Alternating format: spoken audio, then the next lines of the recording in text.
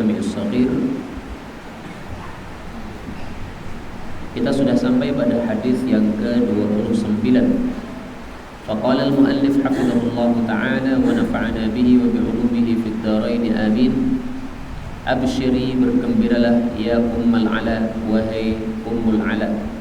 Fa inna, karena sesungguhnya maradul muslim, sakitnya seorang muslim, yulhibu, melenyapkan, khotoyahu, dosa-dosanya, kama sebagaimana tulhibu, melenyapkan, annaru, api itu, khobathal hadid, keraknya besi atau tayangnya besi.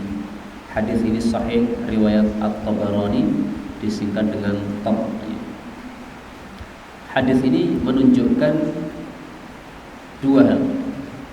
Pertama, bahwasanya menjenguk orang sakit disyariatkan, dan perempuan yang sakit boleh dijenguk oleh laki-laki apabila aman dari fitnah. Karena di sini Nabi mengatakan absyiri, bergembiralah wahai Ummul Ala, seorang wanita sahabat Nabi, tapi sudah tua, dan Nabi SAW juga sudah berusia, sehingga menjenguk tidak ada masalah. Kalau pemuda menjenguk pemudi, apalagi satu orang dengan satu orang, ini bermasalah. Tapi ketika tidak bermasalah, tidak ada masalah. Sehingga syaratnya adalah aman dari fitnah. Kemudian faedah kedua dari hadis ini, bahwasanya sakit itu yudhib, melenyapkan dosa-dosa. Tapi para ulama berselisih pendapat. Apakah melenyapkan dosa ini syaratnya harus sabar atau tidak disyaratkan sabar? Pendapat yang lebih kuat insya Allah bahwa tidak sabar pun tetap fungsi sakit bagi orang muslim adalah apa? Melenyapkan dosa. Kenapa? Karena di sini Nabi mengatakan maradul muslim yudhibu khatayahu. Sakitnya orang muslim melenyapkan. Di sini tidak disebutkan syarat sabar.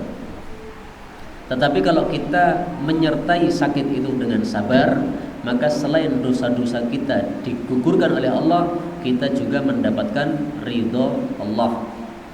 Tapi kalau kita tidak ridho, maksudnya kita tidak rela dengan penyakit itu, maka kita malah mendapatkan murka Allah. Dalilnya Rasulullah SAW bersabda, Inna 'azamal jazai ma'a 'idhamil bala. Besarnya pahala menyertai besarnya ujian. Wa innallaha ta'ala idza ahabba qauman ibtalahum. Allah kalau cinta suatu kaum pasti kasih ujian. Masih bisa didengar nggih? Masih nggih? Faman radiya falahu ridha. Barang siapa yang ridha maka dia mendapatkan ridha Allah. Wa man sakhita falahu sukhat. Terdengar napa boten? Kalau tidak mendekat aja supaya ibu-ibu bisa maju. Oh, ada anunya nggih. Ada diesel? Baik, kalau ada diesel kita tunggu aja.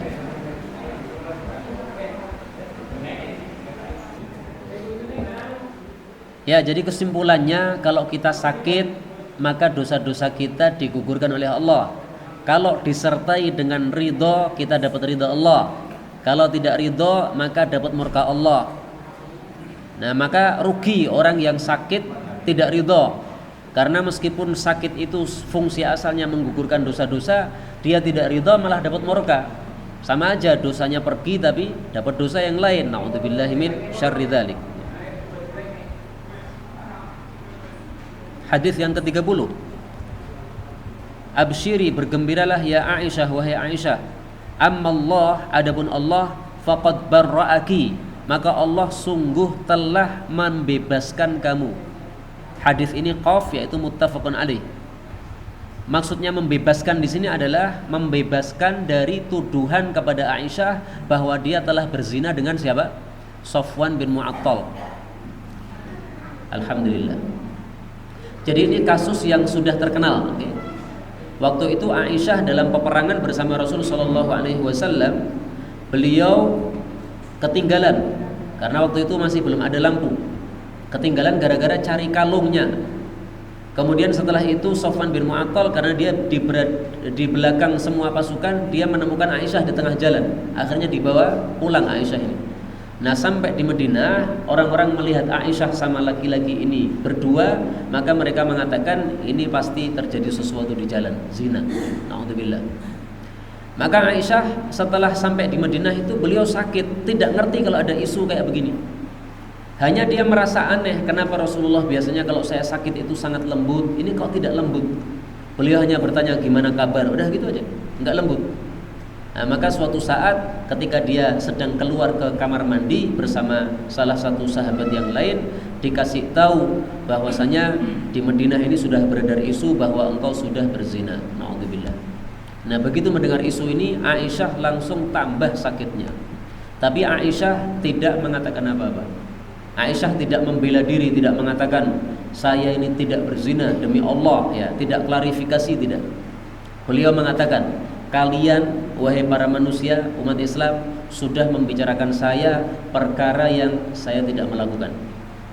Kalau kalian dikasih tahu bahwa saya tidak melakukan, kalian pasti tidak percaya.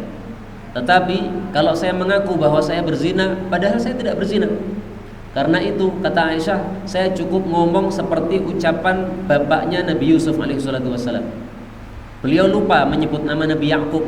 Kenapa lupa? Karena saking pusingnya mendapatkan isu zina tersebut. Apa kata Nabi Yakub alaihissalatu wassalam?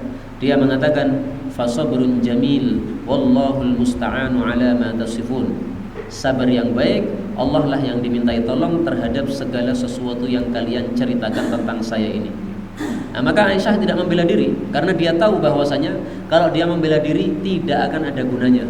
Karena orang-orang sudah percaya dengan isu tersebut. Isu tersebut sudah masuk telinga, akhirnya masuk dalam hati-hati mereka. Nah, karena itu dari hadis ini kita ambil pelajaran, kalau ada tuduhan kepada kita dan kita tahu bahwasanya kalau kita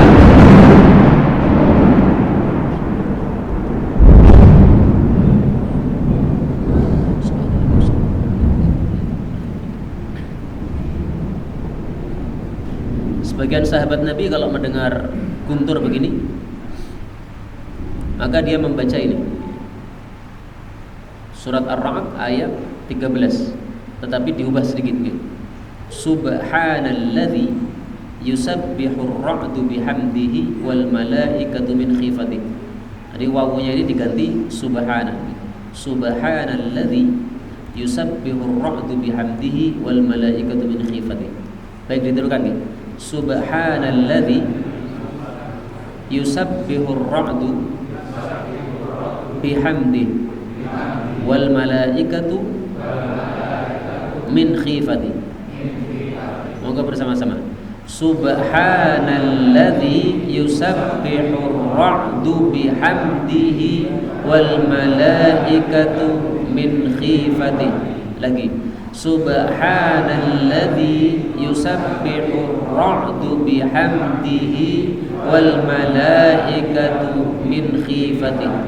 Maha suci zat yang guntur itu bertasbih dengan memuji Allah Subhanahu wa taala, dan malaikat itu juga bertasbih karena takut kepada Allah Subhanahu wa taala. Ini bukan doa Nabi tapi doa sahabat Nabi Abdullah bin Amr bin As, ingat saya. Baik, kembali ke sini. Jadi ringkasnya, kalau ada tuduhan kepada kita dan kita tahu bahwasanya kalau kita menolak atau kita klarifikasi itu tidak akan ada gunanya, karena orang-orang sudah meyakini isu atau tuduhan tersebut kepada kita, maka tidak usah ditolak. Menghabiskan waktu tidak ada gunanya. Lakukan seperti yang dilakukan oleh Aisyah, dan itu diakui oleh Nabi. Dan kalau diakui oleh Nabi, itu berarti sunnah Nabi. Namanya sunnah takririyah. Satu sunnah yang diakui oleh Rasulullah SAW. Enggak usah dibela-bela diri kita. Kenapa? Karena kalau kita bela-bela diri kita, nanti orang-orang semakin keras untuk membantah pembelaan kita tersebut. Tapi kalau kita diam, maka akhirnya nanti ammallah faqad barra'ak. Allah dengan caranya sendiri akan membersihkan nama kita. Demikian juga dalam ayat tadi ya, fasabrun jamil wallahul musta'an. Allah itu yang berhak dimintai tolong untuk segala sesuatu yang kalian ucapkan. Karena itu tidak usah membela diri kalau kita dituduh, sementara tuduhan itu sudah dipercayai oleh banyak orang. Kalau kita mengatakan kepada orang yang bertanya nggak ada masalah. Ada orang tabayun, ya sampaikan apa adanya. Tapi kalau menolak orang-orang yang nuduh kita nggak ada gunanya. Karena mereka tidak peduli dengan berapapun dalil yang kita sampaikan, mereka hanya ingin kita mengakui apa yang mereka tuduhkan. Ini pelajaran penting dari hadis ini. Hadis 31, abghadur rijali, laki-laki yang paling dibenci ilallahi oleh Allah Ta'ala adalah al-aladdu, yang paling dahsyat, al-khasimu, bertengkar. Hadis ini qaf, yaitu muttafaqun alaih. Hadis ini menunjukkan bahwa bertengkar itu termasuk perkara yang tidak disukai oleh Allah Subhanahu wa Ta'ala. Kenapa? Karena bertengkar itu mengeraskan hati. Perkara-perkara yang mengeraskan hati hendaklah dihindari. Kita sama muslim semestinya bersaudara, bukan berkeras hati. Nah, kalau bertengkar menyebabkan keras hati, dan bertengkarnya sesama muslim itu tiada lain sumbernya dari setan, sebagaimana sabda Nabi sallallahu alaihi wasallam yang diriwayatkan oleh Imam Muslim. Rasul sallallahu alaihi wasallam bersabda, "Inna syaitan qad ayyisa." Setan sudah putus asa untuk disembah oleh orang-orang yang salat, tetapi tidak putus asa untuk mengadu domba di antara orang-orang yang salat, yaitu umat Islam. Hadis riwayat Muslim. Kita lanjutkan hadis 32. Abghadun nasi, manusia paling dibenci ilallahi oleh Allah, salasatun, ada 3 orang. 1, mulhidun, orang yang melakukan penyimpangan fil haram, di tanah haram. Yang kedua, wa mubtaghin, dan orang yang mencari fil islami, di dalam Islam, sunnatal jahiliyah, sunnah jahiliyah. Yang ketiga, wa muttalibun, dan orang yang menuntut damamri'in, darahnya orang yang lain, bi ghairi haqqin, tanpa hak, liyuhriqa, supaya dia menumpahkan damahu, darahnya, maksudnya membunuhnya. Hadis ini riwayat Imam Bukhari. Hadis ini menunjukkan bahwa 3 perkara ini dosa-dosa besar. Dosa besar yang pertama apa? Melakukan penyimpangan di tanah haram. Bukan berarti penyimpangan di selain tanah haram itu boleh. Di Indonesia bukan tanah haram, tapi penyimpangan tetap tidak boleh. Tanah haram ada 2, Haramain, Makkah sama Madinah. Nah, kalau kita melakukan penyimpangan atau maksiat pada tanah haram, ini dosanya lebih besar. Karena itu banyak para ulama yang tidak mau tinggal di Makkah atau Madinah, bukan karena benci, tapi karena tahu bahwa perbuatan dosa di tempat yang utama itu juga dilipat gandakan, sebagaimana perbuatan baik di tempat yang utama juga dilipat gandakan. Nomor 1 ini semakna dengan kalam Allah dalam Al-Quran. Allah mengatakan, wa may yurid fihi bi ilhadim bi dzulmin nudzikhu min adzabin alim. Surat Al-Hajj ayat 25. Dan barang siapa yang menghendaki di dalam tanah haram, yaitu Mekah, perkara penyimpangan, yaitu dengan kezaliman, perbuatan zalim, maka kami akan mencicipkan kepadanya siksa yang menyakitkan. Nah, ini menunjukkan bahwa penyimpangan pada tanah haram dosanya lebih besar. Yang kedua adalah mencari sunnah jahiliyah padahal sudah dalam Islam. Misalnya yang sering terjadi di masyarakat, ada perbuatan yang dilakukan oleh orang-orang barat tapi kemudian masuk pada kaum muslimin. Yaitu apa? Misalnya ulang tahun, kemudian menyalakan lilin. Lilinnya dihitung sejumlah apa? Usianya. Usia 60, kumpulkan 60 lilin, dinyalakan. Habis itu ditiup. Nah, ini sunnah jahiliyah kayak begini. Sumbernya dari mana? Orang-orang barat. Masuk dalam tubuh umat Islam, jangan diikuti kayak begitu. Maka segala macam sunnah yang tidak ada dalam Islam tidak usah dilakukan, karena itu sumbernya dari jahiliyah. Kemudian nomor 3 adalah orang yang menuntut darahnya orang lain tanpa hak. Maksudnya adalah, misalnya A membunuh B, berarti yang harus dikisos siapa? A. Tetapi mereka tidak terima kalau yang dikisos hanya A. Mereka minta yang dikisos adalah A plus bapaknya, atau plus anaknya, atau plus istrinya. Seperti di masa jahiliyah.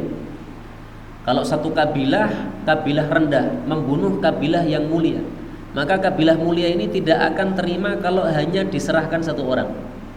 Padahal yang dibunuh satu orang, tapi mereka minta diserahkan lebih dari satu atau dua atau 3 atau 4. Itu karena mereka merasa lebih tinggi martabatnya. Nah, seperti ini termasuk mencari darah seseorang tanpa hak untuk membunuhnya. Ini semuanya adalah dosa-dosa besar, ditandai dengan kata-kata abghad, yang paling dibenci. Sudah sering saya sampaikan, dosa besar itu tandanya 3. diancam dengan murka Allah. Di sini abghad, murka Allah. Yang kedua laknat Allah. Yang ketiga neraka. Yang keempat kalau mau ditambah lagi yaitu hukuman had di dunia. Hadis 33. Abghuni, carikan untuk saya ad-du'afa, orang-orang lemah. Fa innama, karena sesungguhnya tiada lain, turzakun, kalian diberi rizki, wa tumsarun, dan kalian ditolong oleh Allah, bidu'afaikum, dengan sebab orang-orang lemah di antara kalian.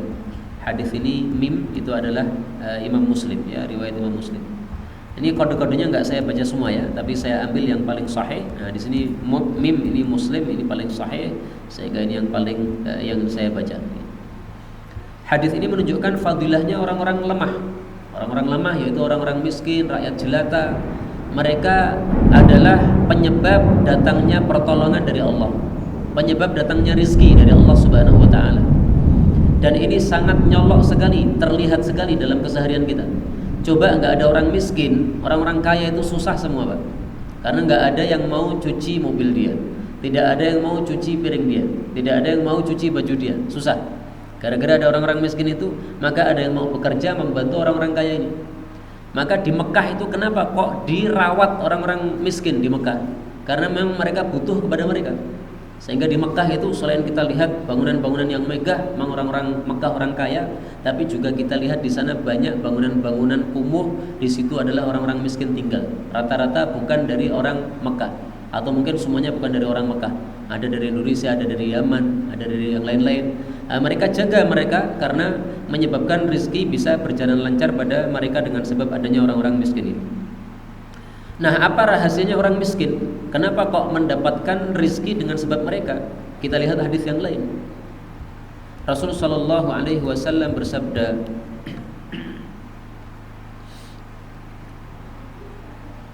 Innama yansurullah hadhil ummah. Allah menolong umat Islam ini bidha'ifiha, dengan sebab orang-orang lemah yang ada pada mereka, bida'watihim, dengan sebab doa mereka, wa salatihim, dengan sebab salat mereka, wa ikhlasihim, dengan sebab ikhlasnya mereka. Jadi doanya orang-orang lemah ini lebih mustajab karena mereka biasanya tidak sombong, ya, mereka biasanya hatinya bersih, sehingga menyebabkan munculnya pertolongan pada umat Islam. Hadis berikutnya 34. Ibnu Adam, manusia itu situna wa salatsumi'atin, 360, ya. Situn 60, salatsumi'ah 360 mifsalin, persendian. Ala kulli wahidin, atas setiap masing-masing minha, dari persendian-persendian itu, fi kulli yaumin, pada setiap harinya, shadaqatan, sedekah, yaitu wajib disedekahi supaya bersyukur terhadap nikmat Allah, karena persendian termasuk nikmat. Fal kalimatut thayyibah, maka kalimat yang baik, yatakallamu bihar rajul, yang seseorang itu mengucapkannya, itu adalah shadaqatun, satu sedekah. Wa aunur rajul, dan seseorang membantu akhahu, saudaranya, ala syai', terhadap sesuatu, shadaqatun, itu sedekah. Wasyurbatu minal ma'i, dan satu minuman, yasqiha, yang dia memberikannya, shadaqatun, adalah satu sedekah. Wa imatatul adza, dan menyingkirkan gangguan, anit tariqi, dari jalan, shadaqatun, adalah sedekah. Hadis ini riwayat Tabarani, sahih. Hadis ini mengandung 3 masalah. Masalah pertama, manusia punya 360 persendian. Karena ini merupakan nikmat Allah, kita disuruh bersyukur setiap hari atas persendian-persendian Anda. Berarti kita harus bersyukur sampai 360 kali. Bersyukurnya dengan cara apa? Dengan cara sedekah. Nah, para sahabat bertanya, apakah mungkin bisa sedekah sampai 360 kali ya Rasulullah? Anggaplah setiap sedekah 1000, berarti 360.000. Apa kita bisa sedekah setiap hari 360.000? Enggak bisa. Maka di sini Rasulullah SAW sampaikan, sedekah tidak harus dengan uang, bisa dengan kalimah thayyibah dan yang lain-lain yang disebutkan ini. Masalah yang kedua, hadis ini menunjukkan bahwa segala amal kebaikan itu disebut sedekah karena pahalanya seperti pahala sedekah. Sebagaimana sabda Nabi SAW, beliau mengatakan, kullu ma'rufin shadaqatun, setiap perbuatan baik itu adalah sedekah. Hadis riwayat Bukhari dan juga diriwayatkan oleh Muslim. Jadi apapun amal baik yang dilakukan, syaratnya dia adalah orang muslim dan dia ikhlas. Syarat pertama muslim, syarat kedua apa? Ikhlas. Misalnya ini tadi ada masalah lampu mati, nah, kemudian ada yang keluar untuk menghidupkan, menyalakan diesel. Ini perbuatan baik. Ini ada pahala, sedekah. Ini adalah sedekah. Ini ada air minum disiapkan karena mungkin khawatir di tengah pengajian saya batuk, nah, kasih air hangat. Nah, ini adalah satu sedekah, perbuatan baik. Kullu ma'rufin sedekah. Karena itu marilah kita memperbanyak perbuatan-perbuatan baik karena bernilai sedekah di hadapan Allah Subhanahu wa taala. Yang ketiga, hadis ini menunjukkan, tetapi dari hadis yang lain yang lebih lengkap, bahwasanya disyariatkan sholat duha setiap hari. Memang para ulama berselisih pendapat. Sebagian mengatakan sholat duha itu disyariatkan 10 hari sekali saja, sebagaimana fatwa Ibnu Abbas. Kalau Aisyah tidak. Beliau mengatakan setiap hari saya sholat duha. Dari mana? Dari sini. Ala kulli wahidin minha fi kulli yaumin. Setiap hari kita harus bersedekah untuk mensyukuri 360 persendian ini. Nah, dalam hadis yang lebih lengkap disebutkan 360 sedekah ini cukup diganti dengan apa? Salat duha 2 rakaat. Karena di sini Nabi mengatakan kulla yaumin, setiap hari, berarti disyariatkan juga salat duha setiap hari. Karena itu saya hasungkan kepada seluruh peserta pengajian ini dan seluruh kaum Islam, kaum muslimin yang mendengar suara ini, mari kita salat duha setiap hari. Meskipun tidak wajib, tapi alangkah bagusnya kalau kita bisa salat duha setiap hari. Karena ini adalah sangat penting untuk mensyukuri persendian-persendian kita. Persendian ini nikmat. Kalau tidak disyukuri bisa dicabut oleh Allah Subhanahu wa taala. Nah, supaya tidak dicabut oleh Allah, tidak ada sakit apapun pada tubuh kita. Ya, meskipun sakit tetap akan datang ketika tiba waktunya, tetapi maksudnya supaya tidak sakit gara-gara tidak bersyukur kepada Allah Subhanahu wa taala, maka hendaklah kita banyak-banyak melakukan sedekah ini, yaitu dengan secara salat duha. Kita lanjutkan hadis 35. Ibnu, anak laki-laki, ukhtil qaumi, saudari perempuan suatu kaum, minhum, itu termasuk mereka. Hadis ini muttafaqun alaih. Hadis ini mungkin susah dipahami karena hadis ini ada sababul wurudnya. Jadi suatu hari Nabi berkata, orang-orang Ansor silahkan kumpul, jangan kumpul selain orang Ansor. Yang bukan Ansor jangan masuk. Nah, maka para sahabat mengatakan, ya Rasulullah, ini semuanya dari kalangan Ansor kecuali satu anak. Ini ada anak, dia punya ibu, ibunya orang Ansor, bapaknya bukan. Nah, apakah ini termasuk Ansor atau tidak? Karena nasab itu selalu dikembalikan kepada bapak. Nah, maka Rasulullah mengatakan di sini, ibnu ukhtil qaumi, anak laki-lakinya saudari suatu kaum. Ini tadi ibunya dari Ansor. Nah, maka minhum, termasuk mereka. Maksudnya boleh di sini, nggak ada masalah, nggak usah diusir, nggak usah dikeluarkan. Dan ini menunjukkan bahwa Rasulullah itu kalau mau menyampaikan sesuatu, beliau lihat-lihat apa yang disampaikan. Kalau yang mau disampaikan adalah rahasia, beliau hanya kumpulkan orang-orang yang berhak mendengar, yang tidak disuruh keluar semua. Maka seperti ini nggak ada masalah. Jadi misalnya ada wali-wali bagi santri misalnya, mereka harus mengetahui peraturan baru. Nah, wali-wali dipanggil, wali-wali saja, yang lain tidak dipanggil. Guru-guru yang lain tidak dipanggil misalnya, karena ini pemberitahuan khusus para wali. Nggak ada masalah seperti ini. Okay? Sesuatu yang rahasia yang memang diperlukan untuk rahasia. Hadis berikutnya 36. Ibnu Sabil adalah awwalu syaribin, orang yang pertama kali minum, yakni min Zamzam. Maksud Nabi adalah dari air Zamzam.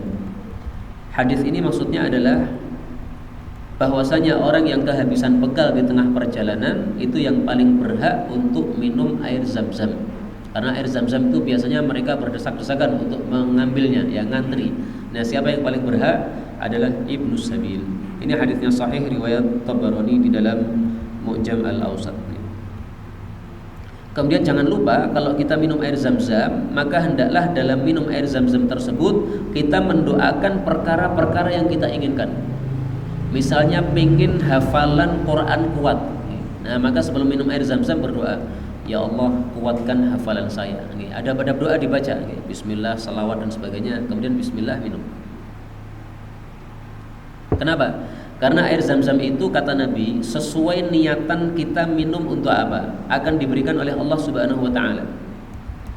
Rasul sallallahu alaihi wasallam bersabda, "Ma'u zamzama lima syuribalahu." Air zam-zam itu terserah untuk apa niatan meminumnya. Hadis riwayat Ibnu Majah sahih. Maka banyak orang yang sakit akhirnya datang ke Mekah cari air zam-zam, kemudian doa di sana dikabulkan oleh Allah. Lah kenapa kok harus ke Mekah? Karena air zam-zam di Indonesia banyak. Pertama, karena air zam-zam di Indonesia kadang-kadang kita nggak ngerti ini benar-benar air zam-zam atau campuran. Yang kedua, kalau kita berdoa di Mekah, maka ini tempatnya juga lebih mustajab. Nah, maka tidak ada masalah kalau orang pengen cari mustajab pergi ke sana sambil umroh, nggak ada masalah. Karena di Ka'bah itu antara Hajar Aswad sampai pintu Ka'bah ini ada tempat namanya Multazam. Ini para sahabat kalau melewati ini mereka nempelkan dada pada tembok Ka'bah tersebut sambil berdoa kepada Allah dan selalu dikabulkan oleh Allah Subhanahu wa taala. Dan kata guru kami Syekh Hamid Al-Bukhari bahwasanya banyak orang yang mencoba ternyata terbukti doanya dikabulkan oleh Allah di situ. Karena itu ini sesuatu yang disyariatkan, gak ada masalah. Orang pergi ke sana untuk minta hajatnya kepada Allah sambil minum air zam-zam, gak ada masalah. Hadis 37, Ibn al-Asi, dua putranya As, itu adalah mukminani, dua orang yang beriman. Siapa keduanya? Yang pertama Hisham, yang kedua adalah Amr. Hadis ini riwayat Ibnu Sa'ad dan yang lain-lain, derajatnya sahih. Hadis ini memuji dua sahabat Nabi. Yang pertama Hisham bin As dan Amr bin As. Amr bin As sering kita mendengar ya. Karena Abdullah bin Amr bin As ini termasuk 4 Abdullah yang terkenal. Ada 4 Abdullah dari sahabat Nabi SAW terkenal mereka ahli ibadah dan mereka ulama-ulama. Nah, salah satunya adalah putranya Amr bin As yang dipuji oleh Nabi di sini. Sementara As ini adalah As bin Wa'il yang kafir. Yang sebagian ayat Quran turun bicara tentang As bin Wa'il ini. Allah mengatakan inna syani'aka huwal abtar. Orang yang membenci kamu wahai Nabi dialah orang yang terputus. Siapa yang membenci Nabi ini? Ini adalah As bin Wa'il, bapaknya Amr bin As radhiyallahu anhu. Maka dari sini kita ambil pelajaran, kadang-kadang bapak kafir tapi anaknya adalah tokoh muslim yang terkenal. Gak ada masalah seperti ini. Atau bisa juga sebaliknya. Bapaknya muslim, anaknya kafir. Sebagaimana Nabi Nuh, anaknya kafir Kan'an. Nah, itu bisa terjadi seperti itu. Hadis 38. Abin, singkirkan al-qadaha, cangkir, anfika, dari mulutmu. Thumma tanafas, kemudian bernafaslah. Hadis ini riwayat Samuyah, derajatnya sahih. Maksud hadis ini adalah adab minum. Minum, jangan satu gelas ini langsung diminum sampai habis satu kali kejap. Tapi hendaklah minum bismillah, singkirkan, bernafas, kemudian bismillah, dekatkan lagi, kemudian singkirkan, bernafas. Maka nafasnya tidak boleh masuk ke dalam minuman. Karena itu meniup minuman dan makanan juga tidak boleh. Makanan panas ditiup, nggak boleh. Nah, sebagian orang salah paham, dikira kalau ngipasi juga nggak boleh. Ngipasi nggak ada masalah. Yang dilarang meniup. Apa bedanya? Kalau meniup, yang keluar ini sesuatu yang tidak sehat. Tetapi kalau kipasin, nah ini tidak ada masalah, tidak ada sesuatu yang kotor di situ. Maka di sini Nabi mengajari kita kesehatan dalam masalah minum dan ini menunjukkan lengkapnya agama Islam mengajarkan segala hal. Hadis 39. Ibnaya, dua putraku, hadani ini yaitu Al Hasan wal Husain, sayyida adalah tokoh syababi, pemuda-pemuda ahli jannah, dari ahli jannah. Wa abuhuma, dan anak dan bapak keduanya yaitu Ali bin Abi Thalib, khairum minhuma, lebih baik daripada keduanya. Hadis ini sahih riwayat Ibnu Asakir. Hadis ini menunjukkan dua hal. Pertama, fadilah Hasan dan Husain, dan dia adalah cucu Rasulullah sallallahu alaihi wasallam. Ada cerita, tetapi saya jujur derajat hadisnya dhaif, tapi bisa diambil pelajaran. Ali bin Abi Thalib ketika punya putra pertama yaitu Hasan, dia kasih nama Harbun. Maka Rasulullah bertanya, namanya siapa? Harbun. Beliau mengatakan, enggak, diganti aja Hasan. Maka diganti Hasan. Lahir anak kedua setelah 1 tahun.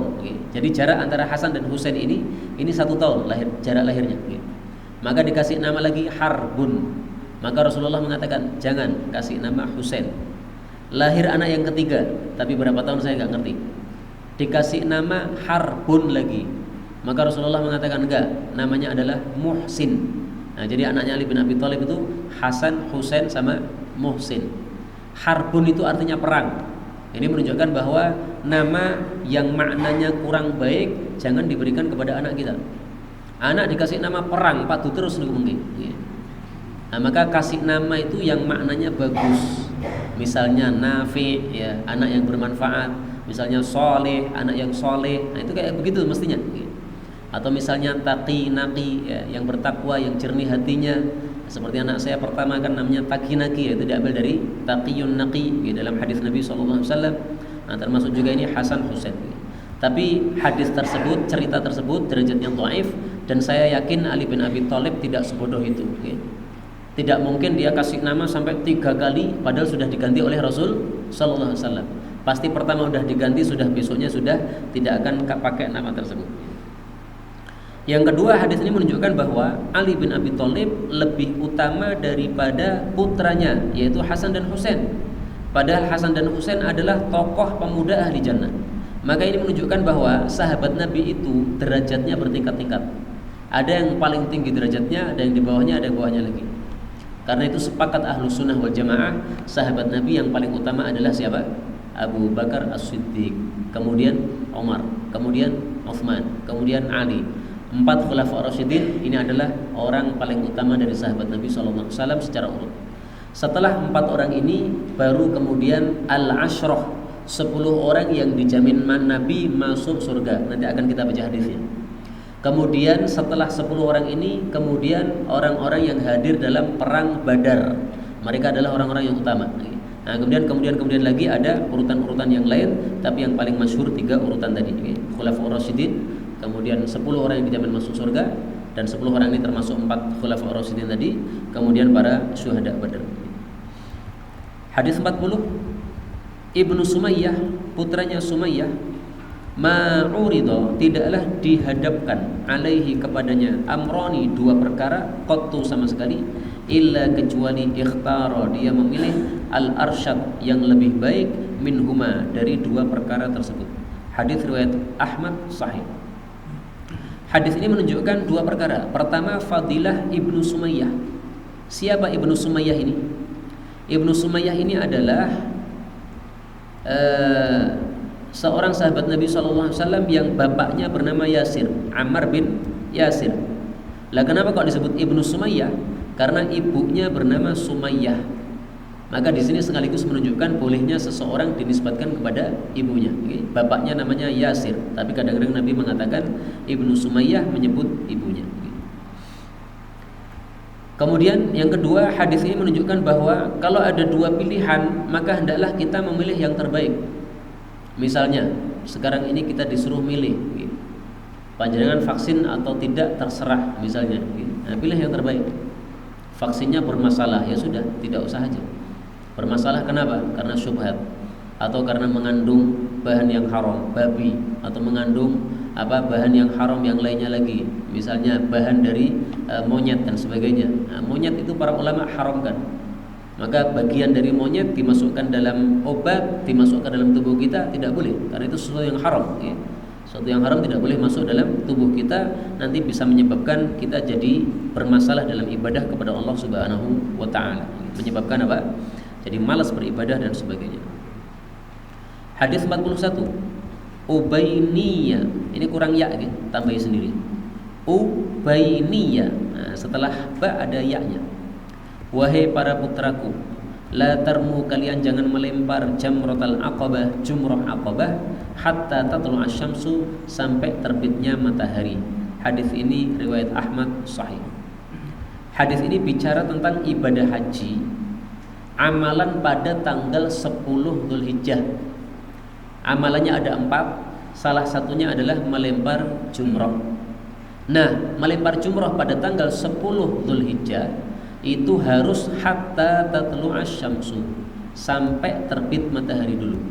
Sebelum matahari terbit tidak boleh melempar jumroh.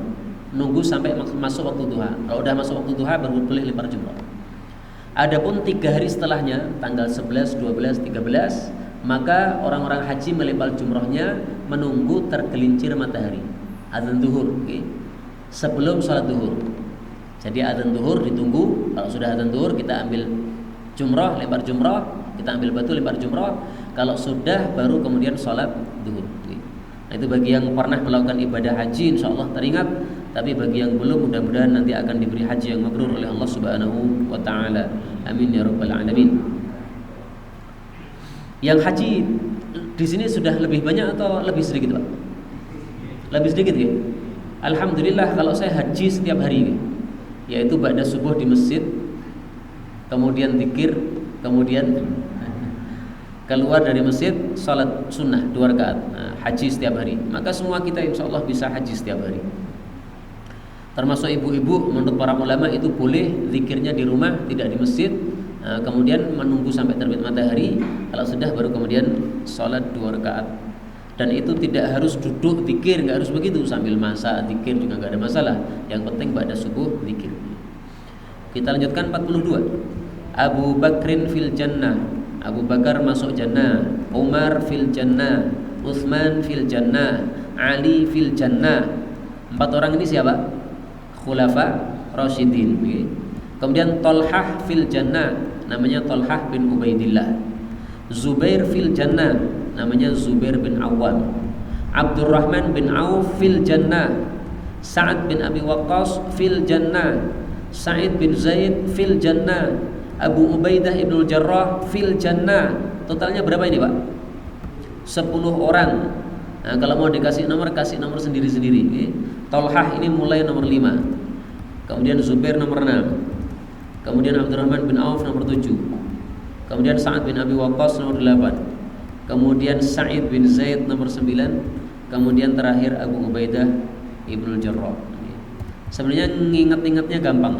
Pertama Khulafaur Rasyidin yang 4. Setelah itu Tolhah sama Zubair, ini 2 orang yang terkenal ahli perang. Sehingga Zubair ini disebut hawarinya Rasul sallallahu alaihi wasallam. Kemudian Sa'ad sama Sa'id, ya. Sa'ad sama Sa'id. Kan bedanya sedikit, oke? Kemudian Ibnu Auf, kemudian Abu Ubaidah, oke? Ibnu sama Abu, ya. Ibnu Auf sama Abu Ubaidah Ibnu Jarrah. Lah inilah yang saya maksud tadi, al-asyrah al-mubasyarah. 10 sahabat Nabi jamin masuk surga. Ini adalah orang-orang paling utama setelah Khulafaur Rasyidin menurut para ulama ahli sunnah wal jamaah. Kemudian perlu diketahui bahwa yang dijamin masuk surga di antara sahabat Nabi tidak hanya 10 ini, banyak. Misalnya ibunya Anas bin Malik jamin masuk surga. Misalnya lagi Uqasyah bin Mihsan dijamin masuk surga. Misalnya lagi Bilal bin Rabah dijamin masuk surga. Nabi sampai mengatakan, "Wahai Bilal, saya masuk surga tadi malam itu. Langkah sandalmu di depan saya. Itu kenapa kamu bisa mendahului masuk surga?" Nah, ternyata Sayyidina Bilal itu setiap batal, setiap hadas, maka beliau selalu berwudu, dan kalau berwudu pasti dia sholat sunnah 2 rakaat. Itulah yang disebut sholat sunnah syukrul wudu. Nah, kata Nabi, bidzalik, ya, karena itu kamu masuk ke dalam surga mendahului Rasulullah sallallahu alaihi wasallam, maksudnya di depannya. Jadi bukan betul-betul pertama kali masuk, bukan. Karena itu yang dimaksud 10 dijamin masuk surga itu maksudnya gimana? Kenapa kok disebut 10 padahal lebih banyak? Maksudnya 10 ini karena Nabi menyebutkan 10 nama ini dalam satu majlis. Jadi suatu saat Nabi kumpul begini, Nabi menyebutkan 10 nama ini. Abu Bakar fil jannah, Umar fil jannah. Jadi ini kalimat ini bukan dari hadis yang beraneka ragam digabung, tidak. Tapi ini memang satu kalimat disampaikan oleh Nabi dalam satu majlis. Sehingga mereka terkenal sebagai 10 yang dijamin masuk surga. Mudah-mudahan semua kita juga masuk surga tanpa hisab, tanpa adab. Amin ya rabbal alamin. Hadis 43. Abu Bakrin wa Umar, Abu Bakar dan Umar, sayyida, 2 tokoh kuhuli, orang-orang tua ahli jannah, dari kalangan ahli jannah. Minal awwalin wal akhirin, dari kalangan orang awal maupun yang akhir. Illan nabiyyin, kecuali para nabi, wal mursalin, dan para rasul, maka mereka lebih utama daripada Sayyidina Abu Bakar dan Umar. Hadis ini riwayat Ahmad dan lain-lain sahih. Hadis ini menunjukkan fadilah Abu Bakar dan Umar, bahwa mereka adalah orang paling utama dari kalangan orang-orang tua ahli jannah. Mungkin ada yang bertanya, bukankah kalau masuk jannah itu semua usianya sama, tidak ada yang tua, tidak ada yang muda? Kenapa disebut kuhul?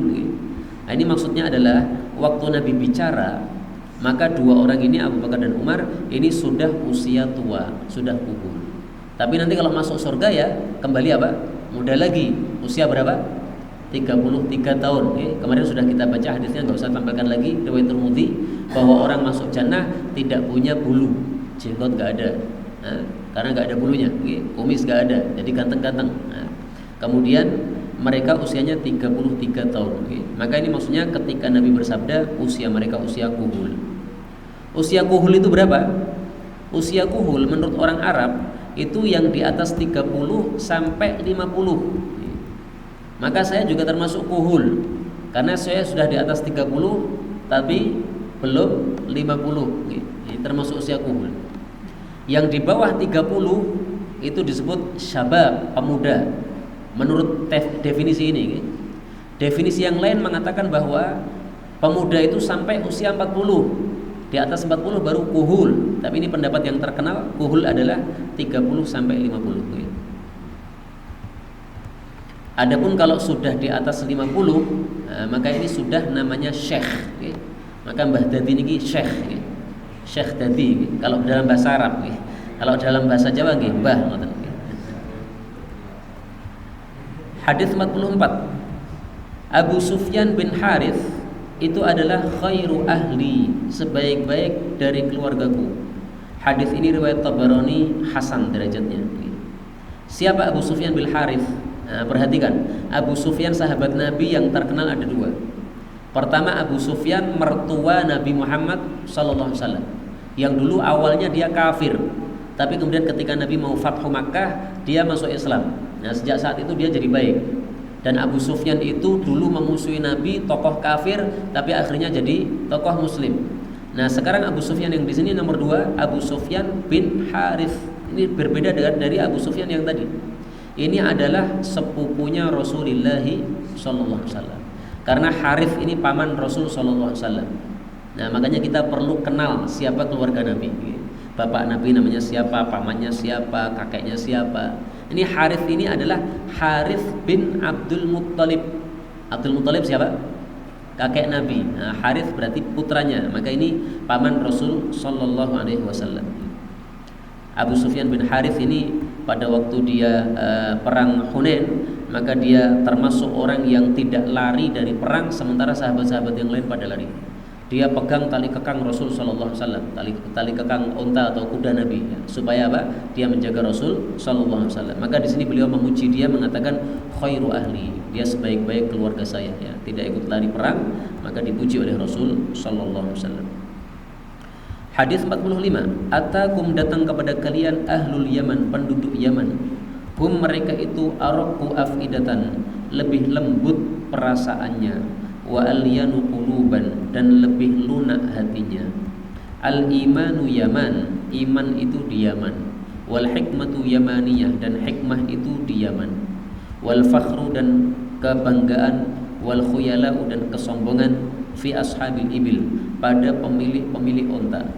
Wasakinatu, adapun ketenangan, wal waqar, dan kewibawaan, itu fi ahlil ghanam, pada pemilik-pemilik kambing. Hadis ini qaf muttafaqun alaih. Hadis ini membahas tiga masalah. Yang pertama, fadilah penduduk Yaman. Rasulullah katakan lembut-lembut perasaannya, lunak hatinya, dan mereka orang-orang yang memiliki iman dan kebijaksanaan. Kenapa Nabi memuji seperti ini? Karena waktu itu Nabi kirim dai ke Yaman. Ternyata dakwahnya tidak susah. Begitu disampaikan Islam, hampir semuanya itu masuk Islam tanpa ada perlawanan. Padahal di tempat-tempat yang lain ketika dakwah malah diserang, malah nantang perang. Nah, Yaman ini tidak. Maka Ali bin Abi Thalib ketika dikirim ke Hajar waktu itu masih Yaman, pulang membawa berita bahwa orang Yaman masuk Islam. Rasulullah sujud syukur karena mendapat berita yang menyenangkan. Nah, kemudian beliau ketika ahli Yaman sudah datang ke Madinah, beliau mengatakan mereka adalah orang-orang beriman dan punya hikmah. Karena itu, menurut pendapat para ulama yang terkenal, bahwasanya hadis ini maksudnya bicara tentang orang Yaman zaman dulu. Sehingga hadis ini tidak berlaku untuk semua orang Yaman dalam segala masa, tidak. Apakah orang-orang Yaman sekarang tahun 2021 ini mereka juga al-imanu Yaman wal hikmah yamaniyah? Enggak juga. Sama aja. Di tempat manapun ada yang baik, ada yang buruk. Nah, sehingga jangan gara-gara hadis ini kemudian kita anggap semua ulama Yaman adalah ulama-ulama yang perlu yang bagus untuk dijadikan panutan. Enggak. Ahli bid'ah di sana juga banyak. Sehingga kita harus pilih-pilih juga apa yang disampaikan, Quran, Sunnah atau yang lain. Kemudian yang kedua, hadis ini membahas tentang ashabul ibil. Orang-orang yang punya unta itu biasanya punya sifat bangga dan sombong. Kenapa? Karena unta itu zaman dulu adalah hartanya orang-orang kaya. Jadi tandanya orang kaya zaman dulu punya unta. Kalau zaman sekarang unta itu kayak mobil, okay? Kalau punya mobil berarti apa? Kaya. Atau rumahnya mewah, besar, kayak istana, itu berarti kaya. Nah, orang-orang yang begitu itu biasanya khuyala, sombong. Kenapa? Ada yang dimiliki. Tapi yang berikutnya, yang ketiga, ahlul ghanam, orang-orang yang punya kambing. Nah, itu biasanya orang-orangnya tidak sombong, sakinah, tenang, waqar, wibawa. Kenapa? Kambing itu dulu biasanya hartanya orang-orang miskin. Orang kalau ternaknya hanya kambing, tidak punya yang lain, ini berarti dia apa? Miskin. Nah, sehingga karena dia miskin, dia tidak sombong, dia sakinah, tenang, dan dia waqar, wibawa. Apa bedanya sakinah dengan waqar? Sakinah ini sifat dalam hati. Kalau waqar ini sifat pada zahir. Jadi ini bicara tentang zahir sama batin.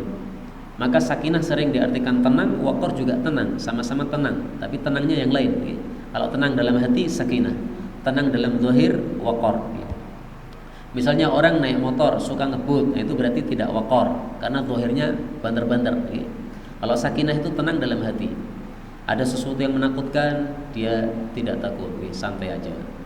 Ada sesuatu kesedihan yang besar, dia tidak terlalu sedih, tapi dia biasa. Nah, itu namanya sakinah, ketenangan. Allah Subhanahu wa taala menyebutkan sakinah dalam Al-Qur'an, huwallazi anzalas sakinata fi qulubil mu'minin. Allah itu menurunkan sakinah pada hatinya orang-orang yang beriman. Ini surat Al-Fatah ayat 4. Ini menunjukkan bahwa sakinah itu di dalam hati, berarti sesuatu yang batin. Memang di sini ada perselisihan. Ada pendapat yang mengatakan sebaliknya, sakinah itu zahir, kalau waqar itu batin. Nah, tapi saya mengikuti pendapat pertama bahwa sakinah itu yang batin dan waqar itu yang zahir.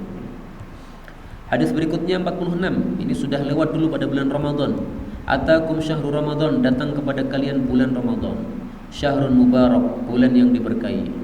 Faradallahu alaikum, Allah fardukan atas kalian siyamahu, puasa padanya. Tuftahu fihi abwabul jannah, dibuka padanya pintu-pintu jannah. Wa tughlaqu fihi abwabul jahim, dikunci padanya pintu-pintu jahim. Wa tughallu fihi, dan dibelenggu padanya maradatus syayatin, pembangkang-pembangkang dari kalangan setan. Wa fihi lailatun, dan di dalamnya ada satu malam yang besar. Hiya khairum min alfi syahrin, yang dia itu lebih baik daripada 1000 bulan. Man hurima khairaha, barang siapa yang terhalang dari kebaikan Lailatul Qadar, faqad hurim, maka sungguh telah terhalang, maksudnya terhalang dari kebaikan. Hadis riwayat Ahmad dan yang lain-lain sahih. Hadis ini menunjukkan fadilah bulan Ramadan. Syahrul Ramadan, bulan Ramadan. Bolehkah mengatakan Ramadan tanpa kata-kata bulan? Menurut mayoritas para ulama boleh. Menyelisih mereka Imam Mujahid. Mujahid mengatakan tidak boleh mengatakan Ramadan, harus ditambahi bulan, bulan Ramadan. Kenapa? Dalam Al-Quran Allah mengatakan Syahrul Ramadan. Alasannya begitu. Nah, maka kita jawab, meskipun Allah menyebutkan Syahrul Ramadan, tetapi dalam hadis Nabi sering mengatakan Ramadan, Ramadan tanpa Syahrul, berarti gak ada masalah. Jadi menyebut Ramadan itu gak ada masalah. Kemudian alasannya Imam Mujahid melarang, karena kata dia ada hadis bahwasanya Ramadan adalah nama Allah. Sehingga kalau kita mengatakan Ramadan ini gak sopan, harus kita mengatakan Syahrul Ramadan, karena ini bulannya Allah Subhanahu wa ta'ala. Maka kita jawab lagi bahwa hadis tersebut hadis yang dhaif, sehingga tidak bisa dijadikan sebagai dalil. Mubarak, bulan yang diberkahi. Berkah itu maksudnya kebaikan yang banyak. Karena itu kebaikan-kebaikan lebih banyak pada bulan Ramadan daripada bulan-bulan yang lain. Pahala di bulan Ramadan dilipat gandakan. Amalan sunnah seperti amalan wajib. Satu amalan dilipat gandakan menjadi beberapa pahala yang sangat banyak, tidak hanya 10 kali oleh Allah Subhanahu wa taala. Ini salah satu berkahnya. Kemudian pintu-pintu jannah dibuka. Dalam riwayat yang lain pintu-pintu langit dibuka. Dua riwayat sama-sama sahih. Berarti yang dibuka dua pintu. Pintu langit dibuka, pintu surga juga dibuka. Fungsinya apa? Pintu langit kalau dibuka, doa kita cepat mustajab, amal kita cepat diterima. Karena setiap amal itu kan naik kepada Allah, diterima oleh Allah Subhanahu wa taala. Nah, kalau pintu langitnya ditutup, berarti apa? Tidak diterima. La tuftahu lahum abwabus sama. Roh-rohnya orang-orang kafir itu tidak dibukakan pintu langit, maksudnya ditolak, dibuang lagi ke bumi. Pintu-pintu jannah dibuka, fungsinya apa? Fungsinya adalah menyebabkan kita jadi semangat beramal baik. Memang pintu jannah dibuka, kita belum bisa masuk. Tapi pada bulan Ramadan, semangat beramal baik itu sangat muncul dalam hati kita. Nah, itu efek dari apa? Dibuka pintu jannah. Pintu neraka dikunci, efeknya apa? Kita jadi tidak tertarik berbuat maksiat. Melihat maksiat nggak tertarik. Kenapa? Khawatir puasa kita jadi rusak. Nah, itu efek dari dikuncinya neraka jahim. Dibelenggu setan-setan yang pembangkang. Maka menunjukkan bahwa tidak semua setan dibelenggu. Salah satu setan yang tidak dibelenggu adalah setan korin, setan yang menempel atau berada pada setiap manusia. Ini tidak dibelenggu. Karena itu dalam bulan Ramadan masih ada syahwat dalam hati kita. Karena memang ada setan korin di situ.